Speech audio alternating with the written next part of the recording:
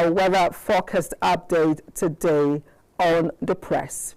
As we start now with our front pages, let's see what the papers have for us today. All right. Okay, let's start with the Nigerian Tribune. The Nigerian Tribune this morning, Oyo School abduction. We won't bow to terror. Makinde. They are riders to the story. Confirmed 7 teachers, 25 students abducted in 2 schools. Says surveillance aircraft already in Lagos undergoing final assembly. Coordinating center established at police headquarters for updates on rescue efforts. Kidnapped teacher killed, protest walk Ogbomosho. Students shun schools. Tinubu shows on rescue of kidnapped victims. Can Benga Ashim condemn abductions, demand urgent action? Right.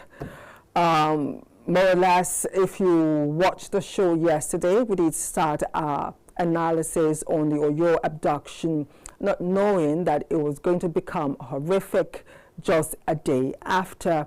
The story has changed presently as a teacher has been killed by the terrorists. And so we need to have the analysis once again today on the show. And our focus this morning is still on Oyo, as, you know, we try to control the rage, the anger, the questions without answers. And we're asking solutions beyond solutions, consequences beyond condolences. Promises will do us nothing. We want a situation where information is gotten to ensure that situations like this do not happen at all. These people are not ghosts.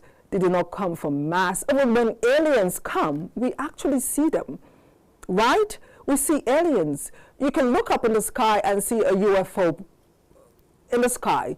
We know that, you know, probably aliens are somewhere around. These people are not even aliens. They are human beings, all right? They come into these communities. They do not just come and carry out these terrible acts. They're actually on the ground. They mix with the people. They gather intelligence before they carry out these attacks to ensure that it's successful. So it is heartbreaking for people to continuously get into communities and just get away with horror. All right, then after it happens, we begin to get condolences from the president, condolences from top-ranking officials, condolences from governors.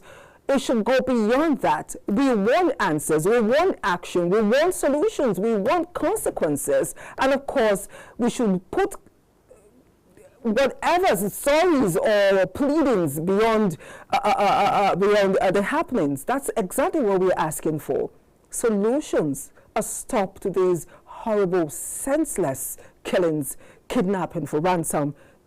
It's high time that there is a change in intelligence from our side to tackle and run these people out of business. It's so heartbreaking. All right, above the mass, Osun government accord alleged planned arrest of officials, party leaders. 86 screens Bindo, Ogberu, Adeboyega, 67 other governorship aspirants. DSS witness narrates how El Rufai's TV interview sparked a phone tapping investigation. Court grants ex-governor 100 million naira bail. Senate primaries, Uzodinma, Abiodun, Okowa, Bello pick APC tickets. And on health, just 2 cigarettes daily raise heart failure risk by 50%, says study. Ondo APC group petitions national chairman over alleged kangaroo reps primaries. There's a rider, senator escapes death as gunmen invade a voting point in Ondo. That story is on page 26. All right, let's move on to other papers this morning.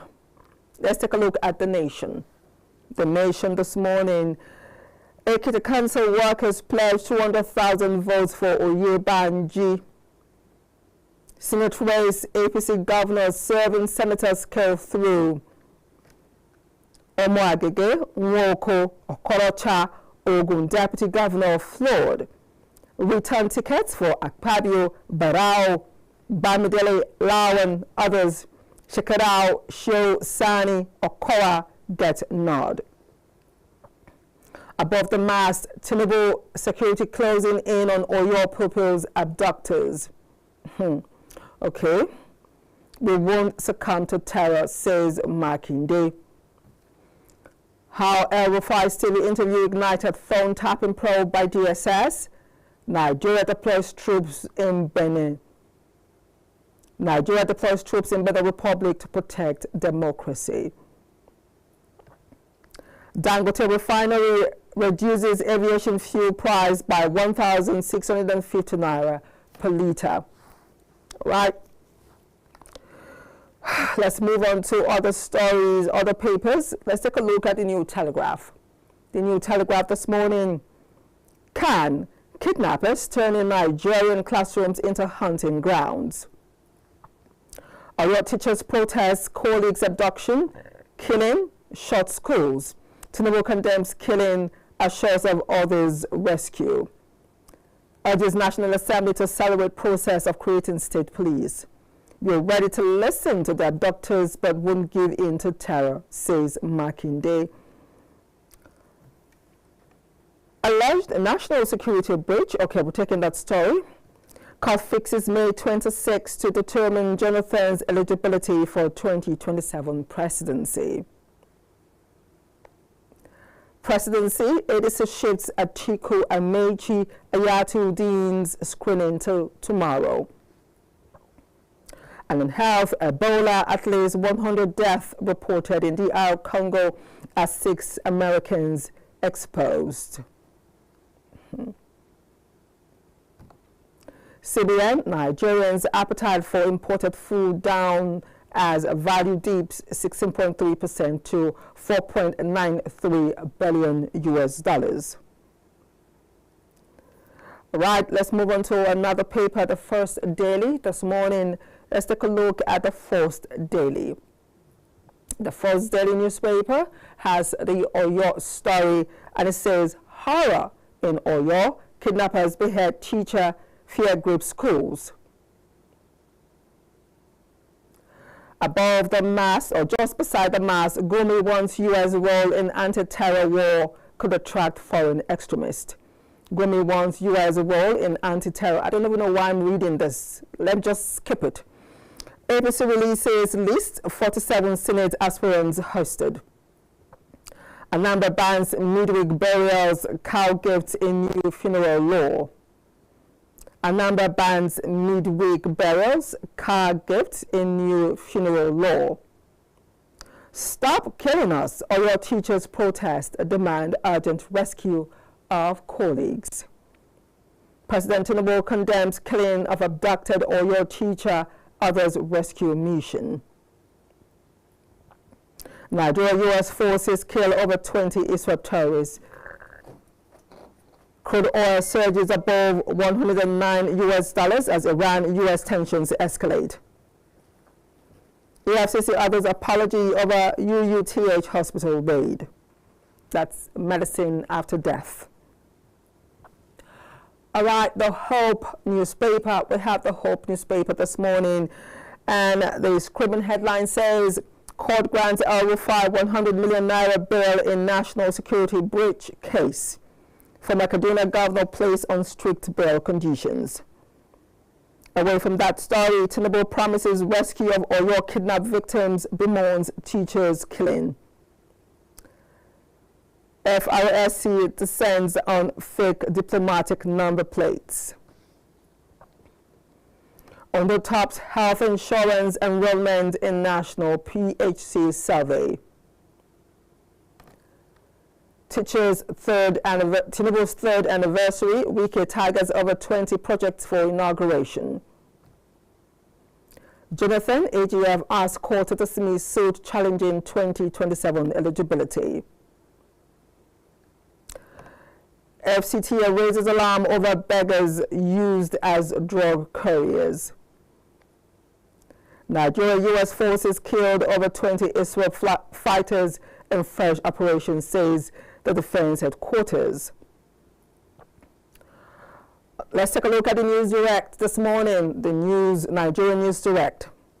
Nigerian News Direct, Oyo attack, we expect a breakthrough soon, says Tinubu. More promises, more promises. What we demand is action.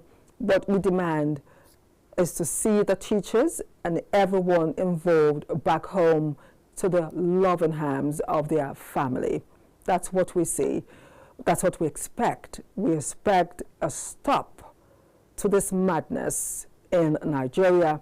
We demand safety in our schools. Education is under attack by terrorists who think it is wrong to go to school.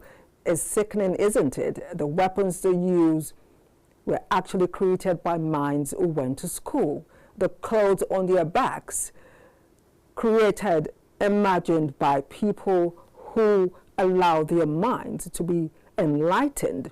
Yet the same people will attack schools and say education is bad. Education in Nigeria is under attack beyond humanity. It is indeed heartbreaking. All right, let's move on now to the Authority. The Authority newspaper, it says coalition urges speedy resolution of suit on redundant poll parties. Falls ZLP chairs alleged defamatory remarks on AGF. One sections 225 subsection A of the Constitution protected. Above the mast, 2027, Turaki-led PDP faction screens 3,000 aspirants Tuesday. Beside that story, Tinubu's reforms will usher long-term prosperity for Nigerians. Opinion, opinion, opinion. LP zones nomination forms issued by Abore cautions aspirants. LP zones nomination forms issued by Abore cautions aspirants. TCN, AFDB begins second phase compensation for Alaoji Onitsha transmission line project. Why budget implementation reports are delayed, says federal government. All right, let's move on to other papers this morning. The Whistler, we have the Whistler this morning. The Whistler tension in NNPCL as Ojulari introduces early exit scheme to retrench pre-2030 retirees. Exit scheme voluntary, not targeted at any staff, says the NNPC. Still on the Whistler, over 60% of installed park capacity idle, report. Airstrikes killed 20 ISIS and ISWAP terrorists in Borno. Defense headquarters. Lakorawa ambush claims 7 soldiers in Sokoto.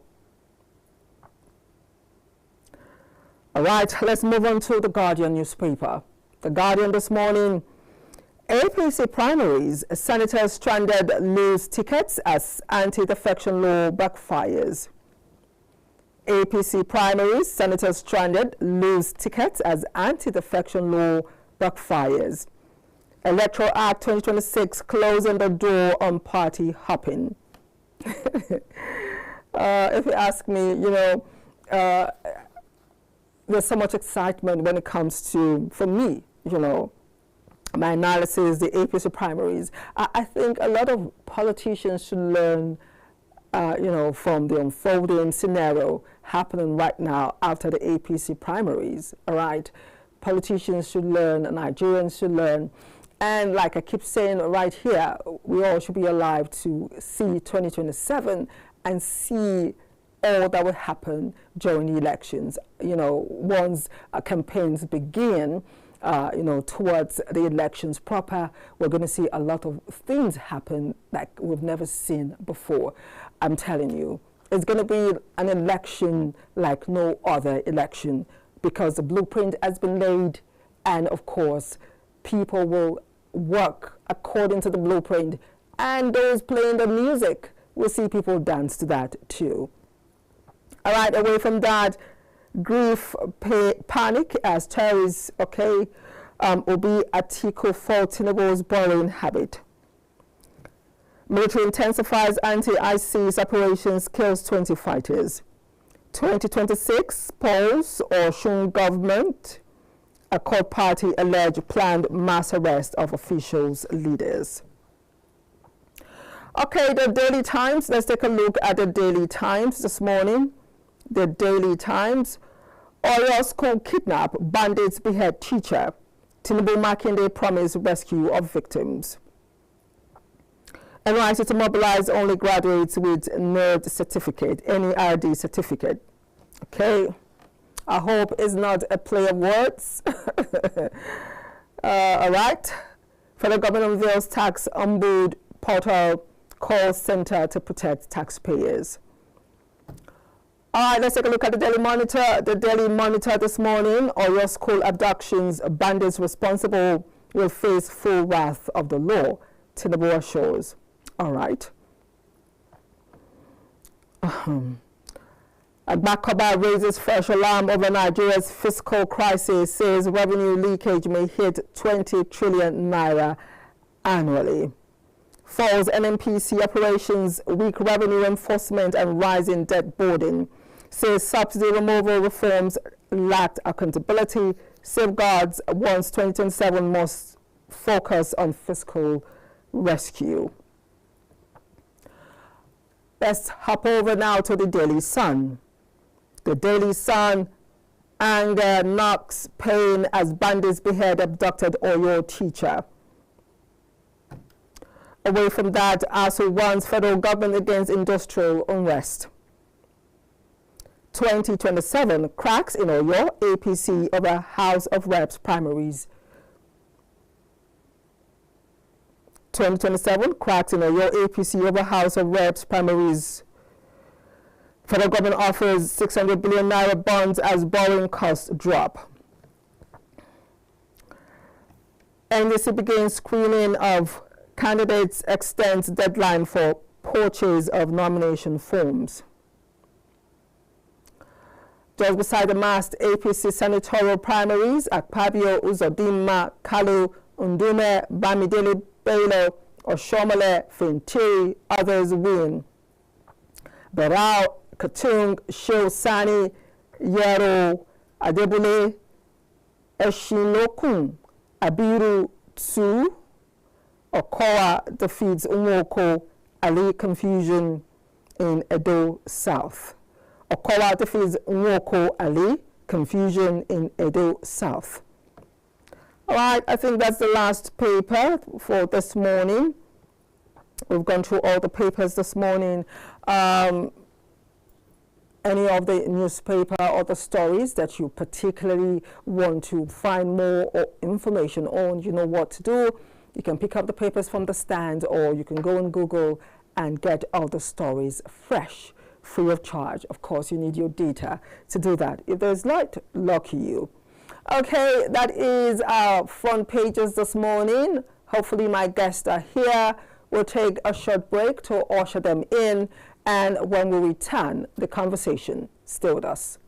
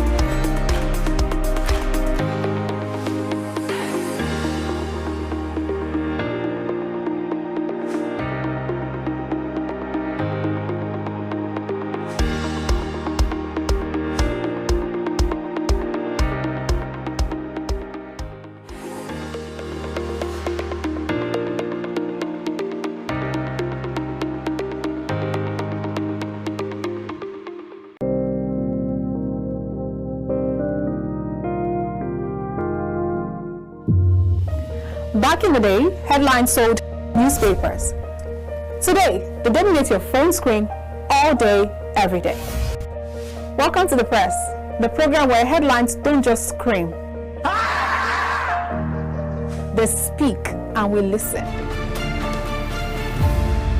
Every day, we take a deep dive into the bold, bizarre, and sometimes baffling headlines making waves across newspapers.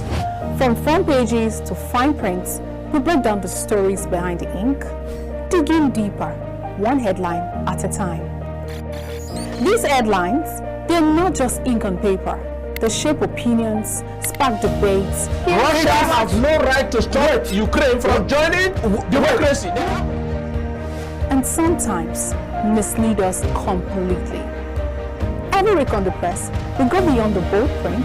We ask who's writing the narrative, who's being left out, and what's really going on. One story, different newspapers, from different angles, who's right and who's spin. If you're tired of just being told what to think, join us on The Press on Kaftan TV, where we analyze the newspaper headlines. We don't just read the headlines, we read between the lines.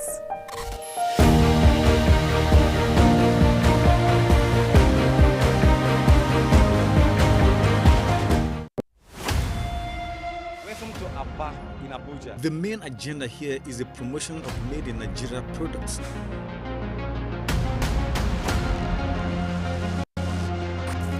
Could this trigger the much needed change in the telecom industry for better service delivery? Welcome to Nnamdi Azikiwe International Airport, Abuja.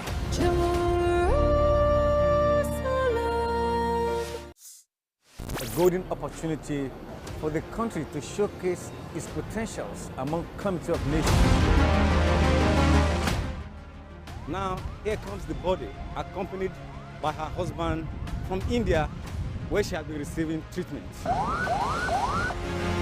Total liberalization of the communication sector Will bounce back in view of the sentimental attachment to it by Nigerians. The need for the players of the industry to still put their acts together to consolidate on the previous efforts has therefore become imperative. That popular saying that necessity is the mother of invention is beginning to have effect on Nigeria for good. Reporting from Dubai. Hello, I am Ruben Okala. I have not retired. I am refiring at Kaftan TV. And as you say on Kaftan TV, get back to work.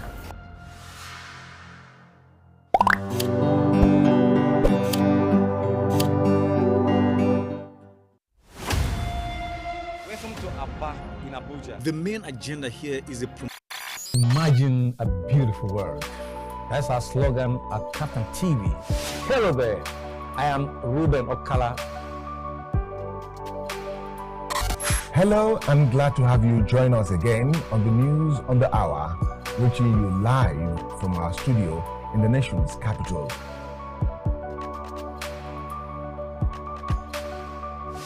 And that has been the news. Many thanks for watching.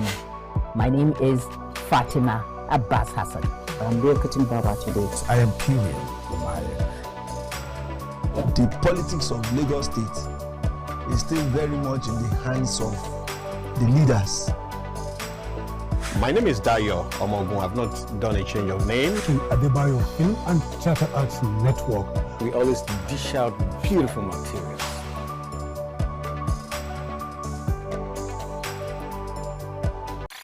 Imagine a beautiful world.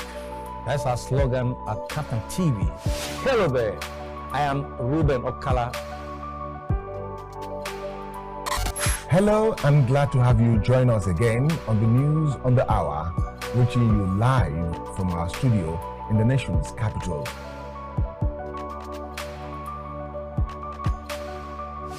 And that has been the news. Many thanks for watching. My name is Fatima Abbas Hassan. I'm Kutting Baba today. I am Kirian. The politics of Lagos State is still very much in the hands of the leaders.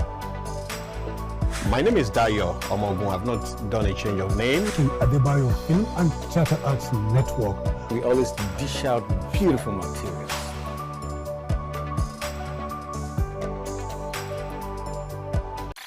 $1 billion, you know. The car was actually made from a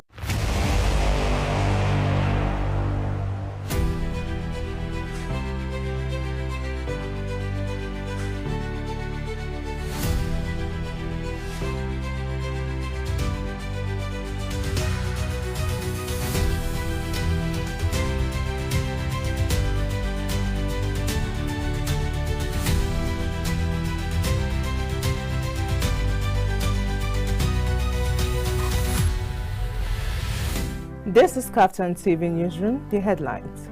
The fault is not coming from my neck.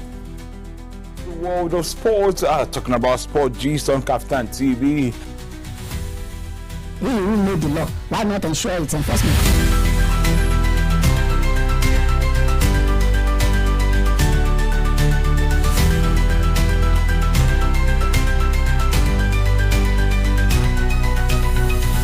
$73 billion, you know.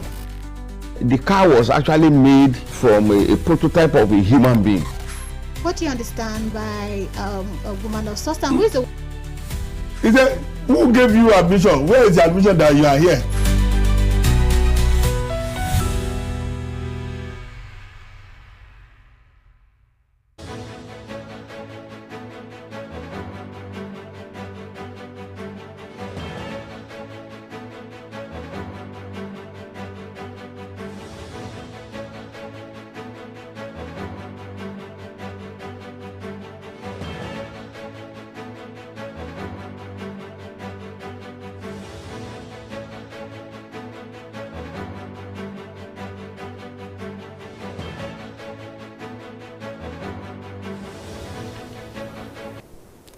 Yes, welcome back. It is the press, and I'm glad to let you know that I have a full house despite the rain this morning. And today on the show, we shall be taking a look at the topic, Oyo School Kidnap, analysis of horror, outrage, and consequences beyond condolences. And my guests are here, like I told you, but first, like I love to do, let me start with my own analysis. The Oyo School abduction has taken a horrific turn as terrorists killed one of the kidnapped teachers of a community high school in Anire local government area of Oyo State, Michael Oyedokun. Oyedokun was beheaded in a new video. This latest development has thrown the community into mourning as residents, families of the victims, and natives continue to call on security agencies and the Oyo State government to intensify rescue operations to secure the release of those still in captivity before being killed. For many Nigerians, insecurity has become a daily reality. There's always a chance of danger lurking around the corner. People live on the edge, unsure of what each new day may bring. This constant state of uncertainty and vulnerability leaves deep scars. The effects of insecurity in Nigeria are far-reaching as people hesitate to travel, socialize, or pursue economic opportunities. Businesses struggle or relocate, livelihoods are disrupted, trust in the system eroded. Terrorism, banditry, and kidnapping, clashes between herders and farmers, proliferation of small arms, cultism, communal crisis, and robbery, ethno-religious conflicts, corruption, and weak security agencies are some of the dangers always lurking to pounce and destroy our peace. Today, like I said, our focus is Oyo once again. We did discuss the same issue yesterday. Unbeknownst to us, the situation will take a horrific turn with the killing of a teacher recorded and posted on social media. This has become a reality daily in Nigeria. Before going further, let me introduce my guest. Today we have friends in the house, guests to you, but friends to us. Matthew Obisesan is a political and social affairs analyst. It's so nice to have you once again on the press this morning. Good to be here. Thanks for being here despite the elements. A pleasure to be here. Thank you so much. And of course, another friend, Tajuddeen Ahmad Tijjani, who also is a social affairs analyst, is a friend also.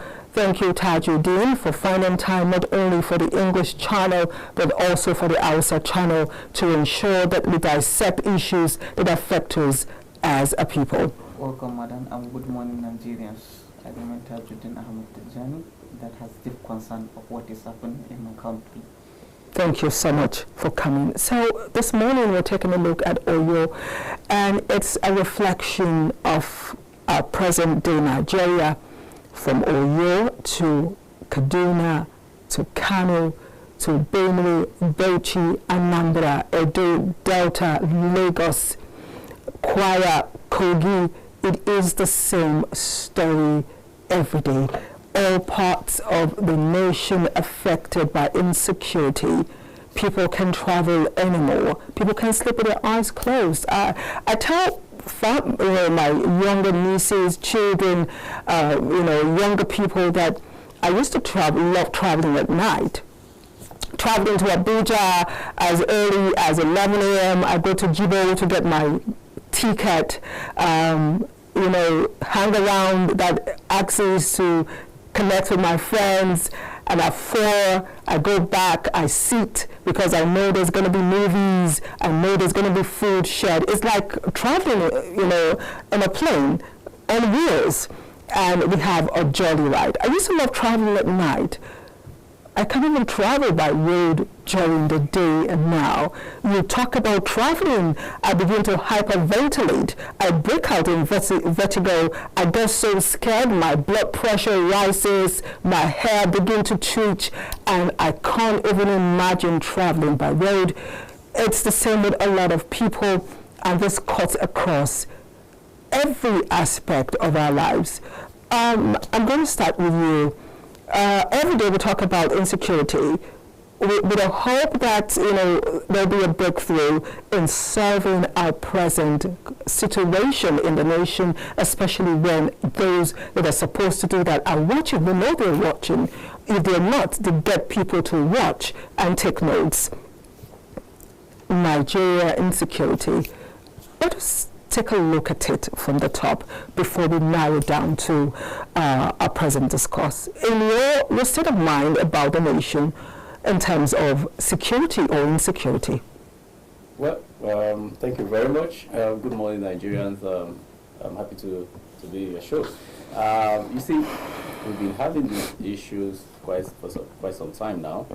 Virtually every part of Nigeria is grappling with one issue of insecurity or the other. You go to the northeast, northwest, north central, southwest, southeast, south. So virtually the two regions of Nigeria have been having the same, almost the same alike crisis. The only difference is that you can see some similarity or differences in some of the things that happen in different geopolitical zones of Nigeria. So there's no doubt Nigeria is in crisis of insecurity. That's very clear. Just very recent time, you saw what America even posted, and that flash, they highlight some of the flashpoints of states in Nigeria, particularly in northeast and northwest. Interestingly, southwest was not even capturing some of the analysis they did, or some of the report they did at that time. But if you look at what is going on now, you discover that southwest is also being ravaged by the same flashpoint terrorists that everybody was thinking that, or come to think of it, we were thinking it was a bit safe, but now it's very clear that it's not as safe as everyone think. We've had cases in Kwara, we've had cases in Ondo, particularly in Owo. If you remember the late Akeredolu, that was the reason why he championed the cause of Amotekun as at that time and all of that. So in terms of insecurity, of course, Nigeria is really bedeviled with this crisis right now. And when you look at even what is happening now, especially in this area of adoption, just looking at some of these headlines that was reported on dailies today about the teacher who was beheaded. I mean, that scene was yesterday. I saw it. It was a marvel. I was marveled rather to even behold whatever has happened.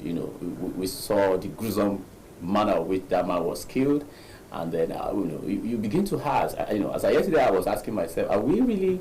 Have we gone back to the state of nature, or what you can call the Obisesan states in our nation, or are we really in the modern times where we have the social contract between the state and the governed, and so the question is still very much remain on answer as at now, because if you look at the heinous way of which this man was killed, he was actually speaking, and suddenly he was beheaded, and I mean that alone is a signal that we are fighting a very, very terrible group of terrorists. I don't want to.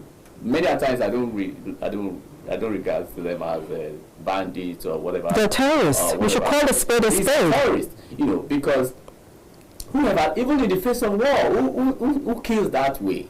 I mean, in the face of glare war or full-blown war, who behead someone the way we saw it, So and again, if you look at that, that's just a statement. It was just a statement passing across to whoever, perhaps the government or those who they are expecting to get this fund from, that look, we are ready for this. We are not joking.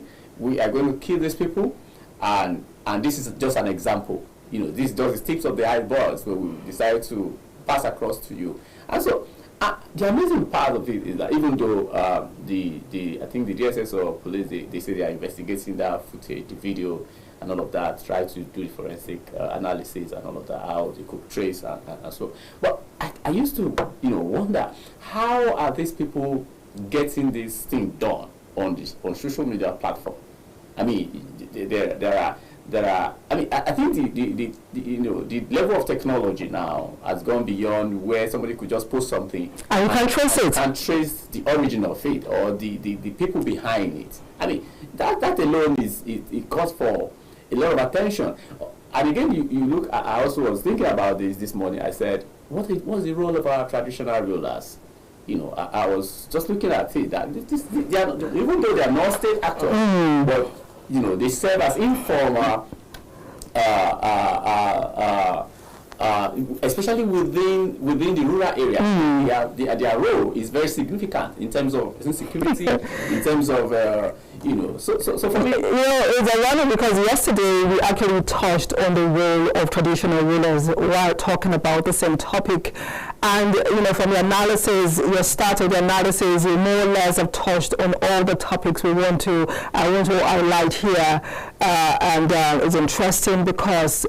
Again, we have so much questions and we hardly get answers when it comes to situations like this. We bring you to give us answers, to prefer some and suggest, to government, and yet at the end of the day, we ask more questions before the end of the show without any inkling, no light at the end of the tunnel, like they say, towards solutions which we so sought.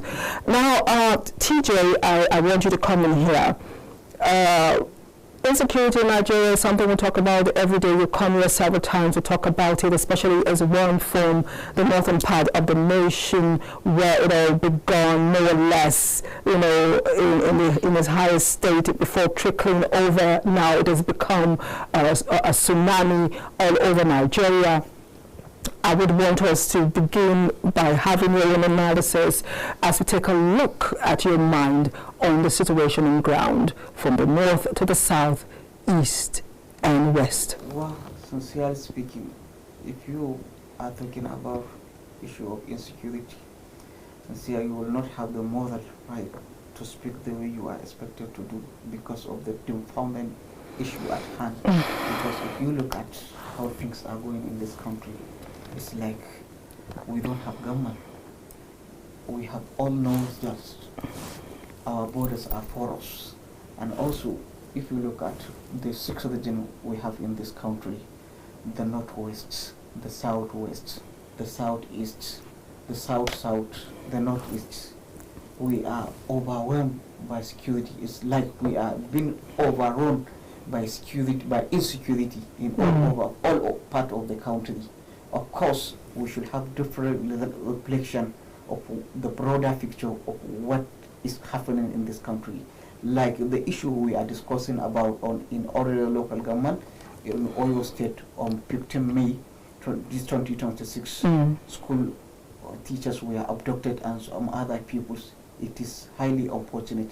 We should look at, perhaps, I don't know if time will permit us, we'll look at the sociological and social consequences, economic implication, erosion of trust in government, political and national security, the need for proactive measures. Perhaps, I don't know. Go ahead. Go ahead. If we look at the sociological and social consequences of this, this is sending a strong message to Nigerians and also the people in that area. You will see market women, they will not have opportunity to have social impact. People are going in constant fear.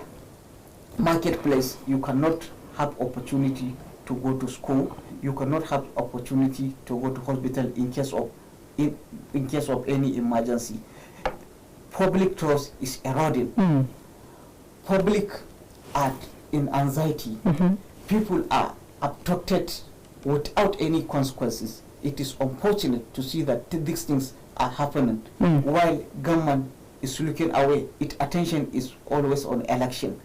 This is very unfortunate and this is totally unacceptable. Nigerians will not take it. Nigerians are watching and our security agencies are overwhelmed. There is need for collaboration and intelligence sharing among our security agencies. As my brother was saying, that at the time of technology, you will see a terrorist, then it's better to call a spot. It's better to call terrorists by their names. Wherever terrorism is occurring in this country, we have to call them terrorists and they should be dealt with according to what our constitution has clearly stated. We are in modern technology. People will abduct innocent citizens of this country and post it on social media to tell you that they cannot be traced. It is unbecoming and it is worrisome and it is unfortunate and we will not accept it. Let me cite an example. Of course, when a politician is being abused or the president of the country, within no time you will see that security agencies will apprehend that person and the consequences he will be dealt with. So how could they, the unanswered question, how are they playing with the security of the lives of ordinary Nigerians?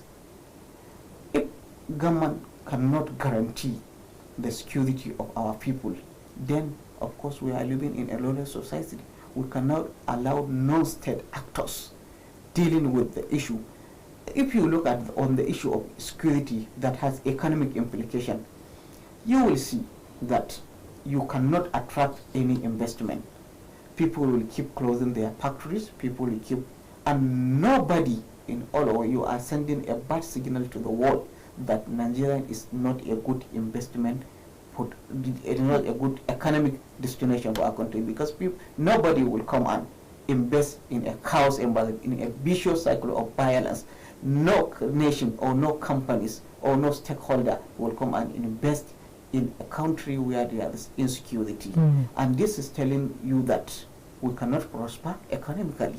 And without economically, we should look at the social consequences, the economic impact, and we have to look at how things will go. The major issue of government is to protect lives and properties of our people. And if life is eroding, then there is a message that we are sending that the democracy is not working. And we need, we are in a fragile democracy. Our national democracy must be strengthened. But if you look at it this way, people are so much losing confidence on the government. People are losing confidence on elections. And if people will not be allowed to elect who will govern them, then there is no democracy. Now, talking about elections, the 2027 election is just around the corner. Before the elections, we've seen a lot of mathematics, algebra, somersaulting, calculations, magic happen towards that direction. He just mentioned letting people vote for people they want to lead them, people they want to serve them, people they want to serve them. Because when you elect those you want, you can demand accountability from them and get an answer. If I put you somewhere to do something, I have the right to ask you when the time comes, and you would listen to it. The elections are coming. Beyond promises, what do you think Nigerians should look out for in terms of our present situation? Who are the people they should put there to ensure that once and for all we get results, and not promises or aspirations or whatever at all? Well, you see, the real issue here right now is that Nigerians largely don't truly determine who governs them. That's the reality of our country. I don't understand. Now, let me break it down. You see, what we have in our country is, we call it constitutional democracy, right? But we don't really have it in reality. We have this. In fact, the system we practice is similar to a oligarchic system, or you can just call it, in that system, for instance, you have, or you call it elitism practice of democracy, because you have a group of people in terms of oligarchy pattern now, where are just group of elites who determine what happened within a state. They determine who gets what, when, and how. And so, just look at the example of the primaries, this APC primary that you've been seeing yesterday. You saw the Senate. On Saturday, we also witnessed the one for the House of Rep.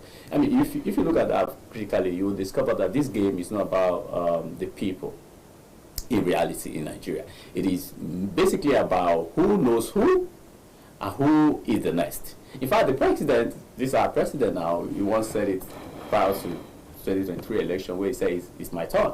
And that is actually the formula or the pattern of what goes on in Nigeria.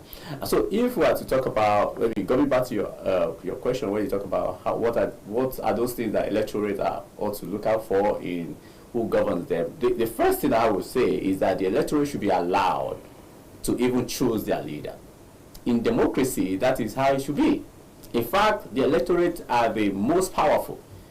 They are the one who hires, who becomes who, and place them in position. That's why we have the parliament. You have the legislature, because the legislature is given the role of oversight function. They also make laws for the betterment of the people. And so they also have the responsibility of recalling, what you call recalling. So if you have even the president, it is only the legislature who has the responsibility to even sack the president. And what that simply means is that the parliament, or what you call the National Assembly today, is the people's voice in reality. So it consists of people. People's voice. We know you give them your power, represent me in the National Assembly, and so you must protect our interests as a people, as legislature. So what we have in Nigeria today is that even those who are in National Assembly, you discover that somebody who is former governor for 8 years, after being, governor for 8 years, is moving, himself. You have ruled over. It has become a pattern. You are being the CEO of a state. Let's say you are the CEO of this organization now, and then after your tenure of being a CEO, you now decide to represent a constituent within perhaps in the department. That's what happened. So because if you have been a governor in Nigeria now, perhaps for 8 years, and then you move into Senate, as an example, it therefore means you are representing a constituency in that same state where you have governed already. So this idea is not, it has nothing to do with building nation. As a matter of fact, if you look at some of the some of the things that we have noticed in Nigeria, it has nothing really to do with, this idea of governance. This what you call governance for real, for the sake of the people, for the betterment of the society, to make our, our society much more better than whatever. And that's why you have somebody who has been in the National Assembly for 8 years, for 8 consecutive terms. The former Senate president has just won his re-election. His ticket again. He's going back. Lawan. He's going back to contest for the same Senate. He was a Senate president. He came back under Akpabio and sit as a senator. Now he has won another ticket to return back to the Senate. So you have people who are naturally called the career legislators in Nigeria. Now this is not how democracy is patterned. This is not how it should be. There's no career in legislature. It is a service to the people. It is a service to the country. It is a service to humanity. But just look at what is happening between Desmond and in Lagos. You discover that he's serving his third term. The Nollywood actor is serving the former Nollywood actor anyway. He's still an actor. He's still an actor anyway. Still producing movies. Exactly. So you can see of course, that's his career. Yes. Now, him getting into politics, and he has, been favored. He's presently, on his third term now, and he's vying for the fourth term. So the question is, what law do you want to make that has not been made in first term, second term, and third term? So you see, when you ask me about what are those things the electorate should look out for, the truth of the matter in Nigeria is that the electorate has actually not been given such opportunity to determine who governs them.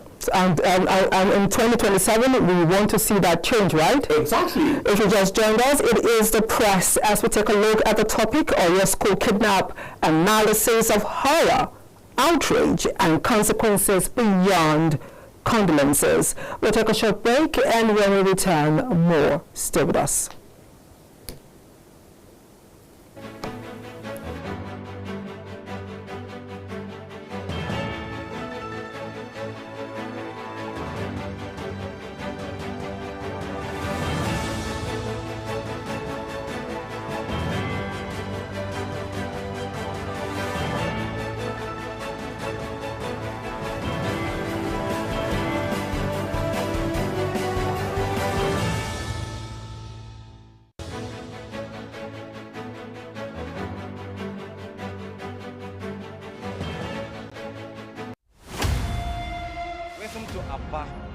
The main agenda here is the promotion of made in Nigeria products.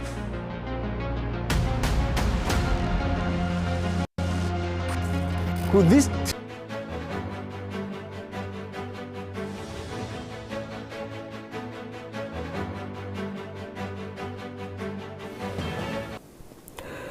The Oyo School abduction has taken a horrific turn as one of the kidnapped victims, a teacher, has been beheaded. This morning, once again, we're taking a look at our insecurity in the nation, insecurity situation in the nation, using the Oyo story as a focus. Now, we want to ask a very important question. The place of technology in fishing out terrorists anywhere in the nation. We had a situation where an American was abducted, and American forces came in here. They tracked down the kidnappers or the terrorists, and they rescued, in Nigeria, not en masse, and they rescued their citizen and took him back home. In Nigeria, people post derogatory reports about celebrities. They track them on social media. They get them arrested, they get them locked up. We have court cases. They're able to track them on using tabs or whatever system they use. The question we're asking is, why has technology failed in such a huge magnitude where communities are sacked, people are kidnapped on the way, 30 school children are kidnapped, and we can't use technology record them the way we see in America. They record these people. The helicopters with cameramen. They record. We see where they are.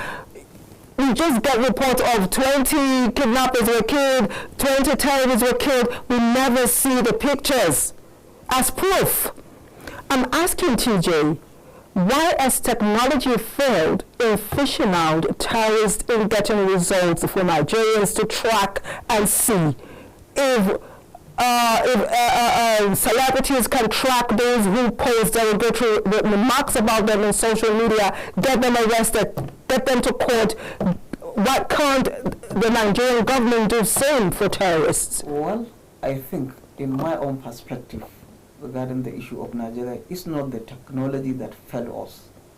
While on the other hand, in my own view, it is the system, it is the lack of seriousness from the government that failed us. Had the government is serious, I have said here within a few minutes ago that when certain politician is being abused, you will see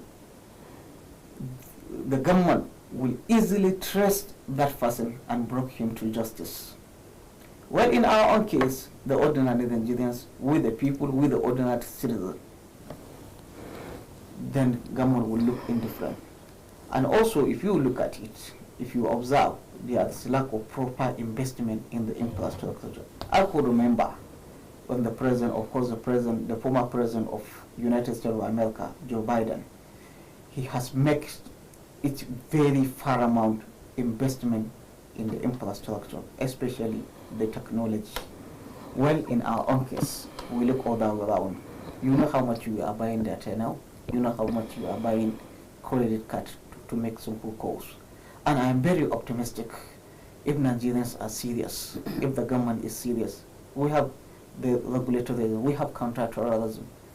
They know whenever a call is made in certain area, there is very possible way to trace where that call is coming from, but lack of political will, lack of seriousness from our own government.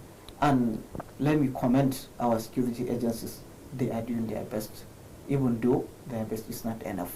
They are, sincerely speaking, they are overstressed, they are overwhelmed.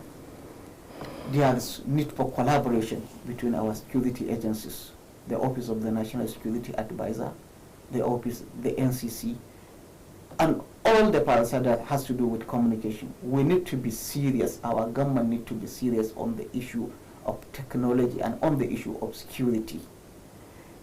Perhaps, if I'm not mistaken, I'm very correct that the cardinal purpose of government is to protect life of its citizen and to look at its welfare. In our own case, the government is not serious. The government has failed drastically. We are calling on the government should not focus on its electioneering. The legislator, we have three arms of government. The legislator, the executive arm of government, and the judiciary. Had it been all these three arms of government are functioning optimally, then we will not have the issue. The political situation we have found ourselves in this country is very unfortunate. As my brother is saying, that Nigeria need an answer. Nigeria need to elect the people that will govern them. When a legislator is being elected, it is expected to make laws and to look at oversight function of the legislature and to checkmate the excesses of the executive. Had it been we are doing what is expected, had it been our legislators are doing what is expected, even though I understand that our governors have made the Senate as their rightful place, as their retirement place. Of course, it is not a bad idea for someone to come first term, second term, fifth term, even 10th term, if he is doing what is expected of him. The Constitution allows them to come to Senate and there is no limit. I remember the former president of America, Joe Biden, has been in the parliament for over a decade. He has been there and he has made positive contribution. Why in our own case, why is it different? Why are they not making the impact that they are expected to do? We give them our vote. We have the right to ask them the simple answer. It's not an elitism issue. It is the Nigerian Constitution that allows us to elect whoever we want, that we know he will safeguard our own interests. Then they should ask questions. They have the power to even sack, to impeach an executive if he has not performed if certain person or certain individual has not performed to the expectation of Nigerians. Then our lawmakers should do the right thing, should ask question, why do we have our technology is not working? Why has it failed us in Nigeria? It is very unfortunate to see that a national of another country has been abducted in our own case, and those people, those countries, to come to our own land, rescue their citizen and go scopely. Recently, we have had our president has commended the U.S. in helping us to track one of the top hierarchy of the ISIS in the northeast part of the country, or the Boko Haram leader. Yes, it's a welcome one. We need to share intelligence. We need to have collaboration between any country that is really serious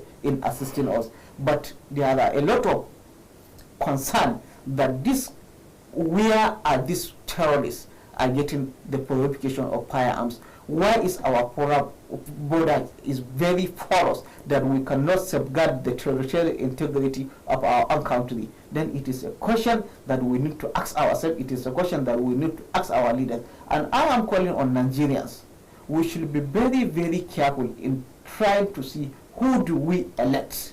We should know that whoever we elect in the matter of collecting 10 naira, 15 naira on collecting Indomie or premier distributor rice, that will not take us anywhere. We should not use our energy to elect people that will not safeguard our own interests. We should always prioritize electing people that have foresight, that have the requisite, that we know they will safeguard our own interests. It is we Nigerians that we are governed. If you look collect little money and vote an incompetent person to lead you, the result is insecurity. Okay. The result is pervasive corruption, which will not take us anywhere. Okay. I would want to hear Matthew's own take on the use of technology to fight this menace, this hydra-headed monster that keeps mutating beyond control in the nation. Why have we not been able to utilize technology to fight insecurity to the highest minimum? Well, just like you said, I would say is political will. You know, whatever we are going through in our country today is just lack of political, what you can call lack of political will.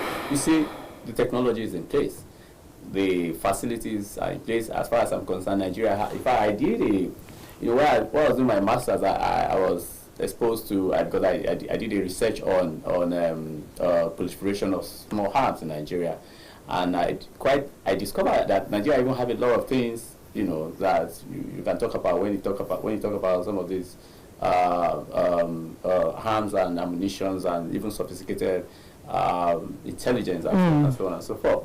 But the issue is that once you don't have the right kind of leaders, nothing works. It's not as if we don't have political figures or we don't have state actors, but there's something called leadership, and that is what is really lacking in most of our public life in Nigeria. There's this misperception or misinterpretation of what is called governance in Nigeria, and that's why it seems like as if we're not leveraging on these provisions that are already in place in terms of the technology to fight corruption in Nigeria. Look, it's not just about having these gadgets or having these things on ground. It is also about strategies. What are the strategies that we have in place? I mentioned earlier, when I talk about, I mentioned the role of traditional rulers in our villages and so on. We have them everywhere. Now, the challenges we have in our country, as far as I'm concerned, is that many a times we approach the same problem. I mean, we are fighting the same fight with the same approach. So we've been using the same approach, trying to get the same result. Trying to get different results, which has failed. Now, I'll give you an example. If you look at some of this insecurity that has been happening in Nigeria, especially in terms of kidnapping, in terms of elders and farmers clashes, you discover that these things are predominantly within the rural areas of Nigeria.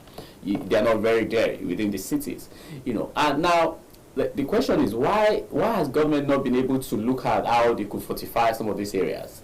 What exactly are the what are the new?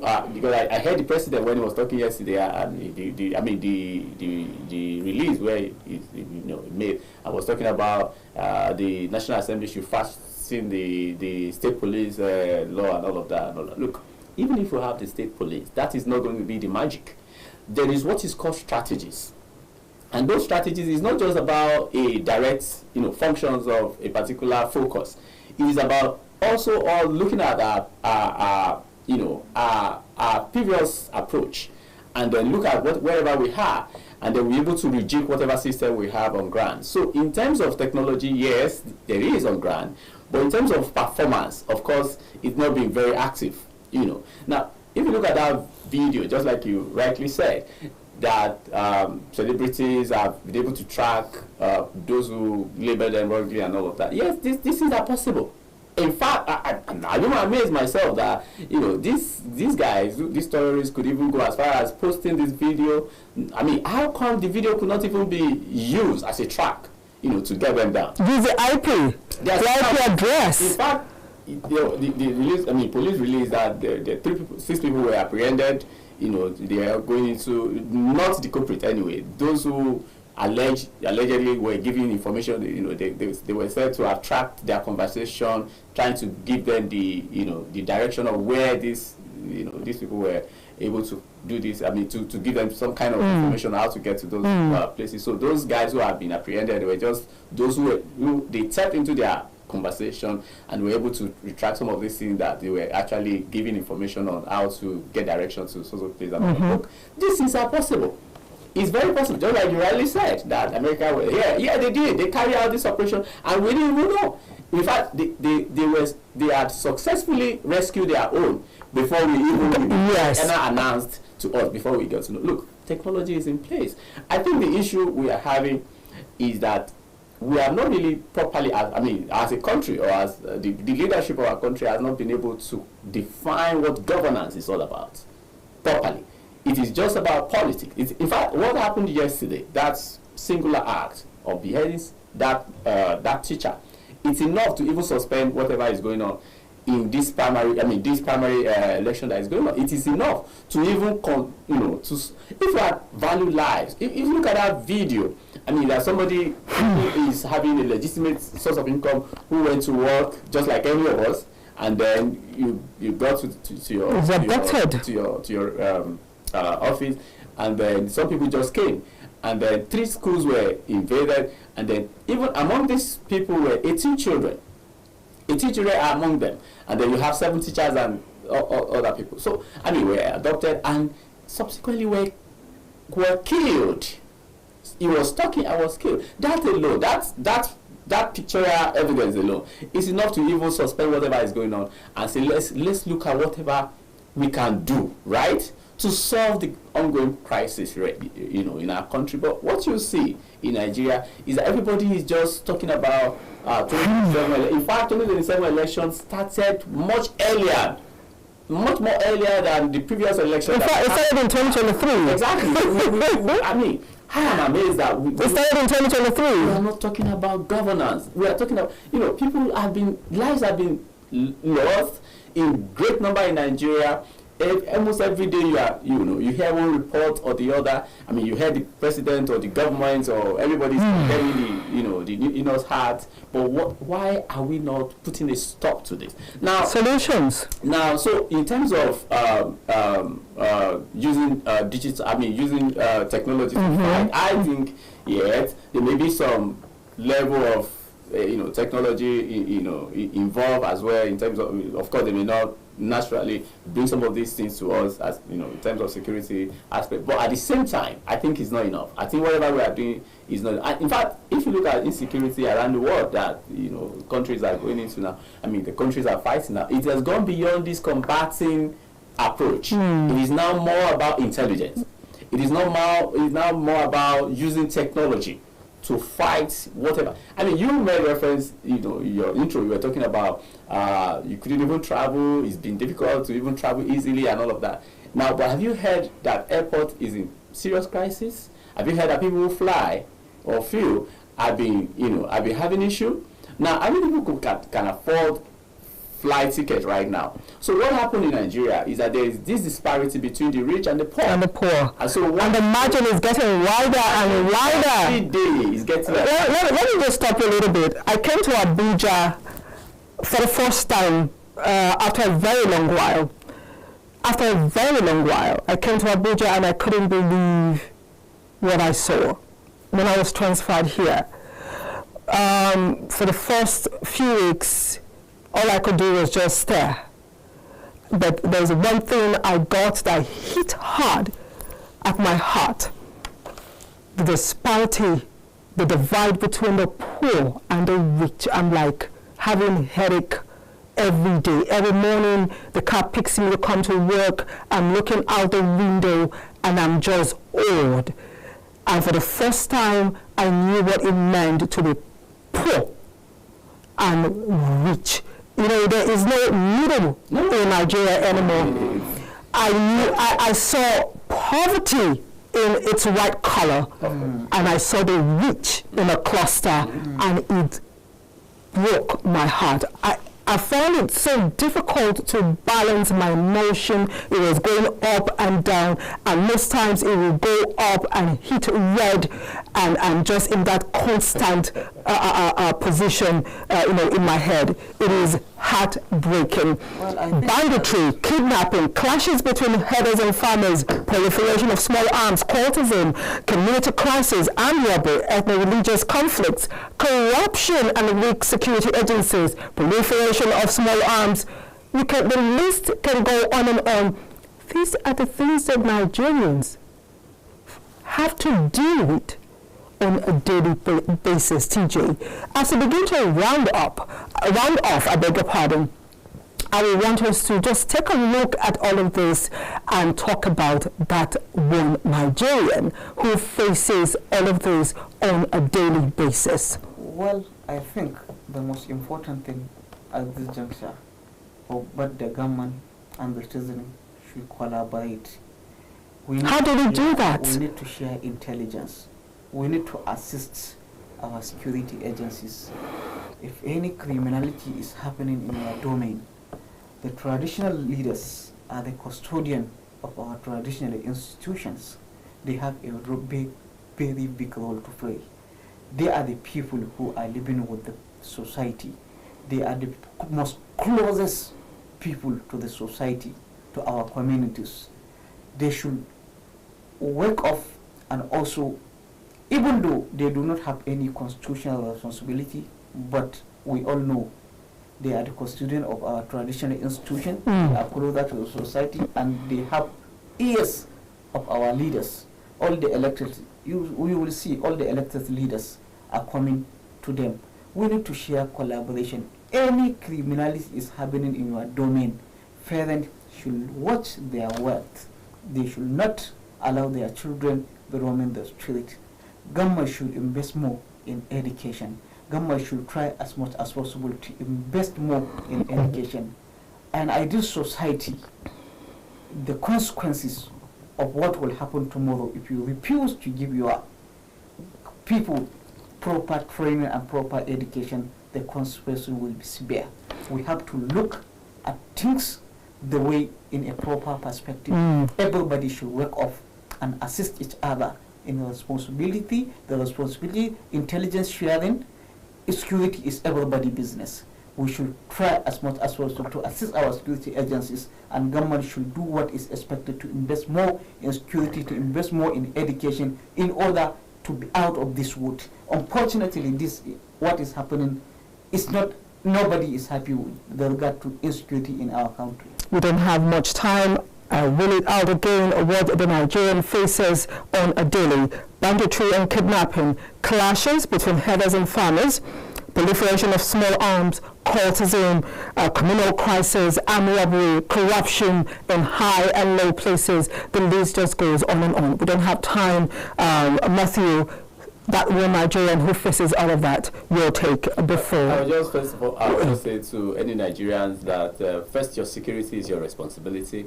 once life is taken, it can't be regained. And so you have to make sure that you do your part in ensuring that you are safe. That's number one. Number two, as we go into 2027, you need to also understand as a Nigerian, as a citizen, that your decision today, is what you expect when the government comes in place. So you must play your role by ensuring that, that your new leadership, your incoming leadership, is also determined by you.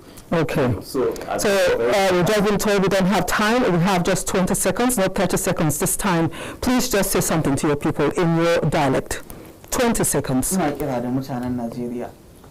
Ba wai ƴan uwana kadai ba, kowa da kowa na wani a Najeriya, kuma Najeriya nan ba mu da kasar da ta wuce ta. Wannan zabe da muke fuskanta mu tabbatar mun zabi shugabanni masu adalci. Kada mu yarda a ba mu kuɗi don mu zabi shugabanni. Mu tabbatar cewa duk wanda za mu zabe shi ya zamanto yana da integrity, yana da quality da zai wakilce mu. Abu decision din da kai wannan karan shi zai yi determinant din shekara 4 me zai kasance. Idan ka yi abin kirki ka zaɓi nagartacce to za ka ga daidai, in baka yi ba kuma ba za ka ga daidai ba. Allah ya sauka. Okay, ẹ̀yin èèyàn wa àsìkò tó ti tó láti dìbò, ẹ wo àwọn tó fẹ́ gbé gbá ìbò, kẹ́ wò wọ́n dáadáa kẹ́ tó dìbò fún wọn, and then security gbogbo wa ọwọ́ náà ló wà, so oníkálukú ẹ jẹ́ ká protect ara wa. Okay. Thank you so much. That is our show today. I want to thank my guest, Obisesan, who is a political and social affairs analyst, for being on the show. I appreciate you. And of course, Tajuddeen Ahmad Tijjani, who also is a social affairs analyst. Thank you, TJ, for coming on the show. Thank you. Best of luck to Kaftan TV for hosting us. Thank you. Security is our own responsibility. Security is our responsibility. Everyone should be responsible for their safety by ensuring that we collaborate and give information once we see things that are out of place. Nigeria is the greatest nation on earth. The place where two rivers meet, the people shall be great. Carry that as a crown. Never forget it. My name is Anire. Binitie. Enjoy the rest of your day.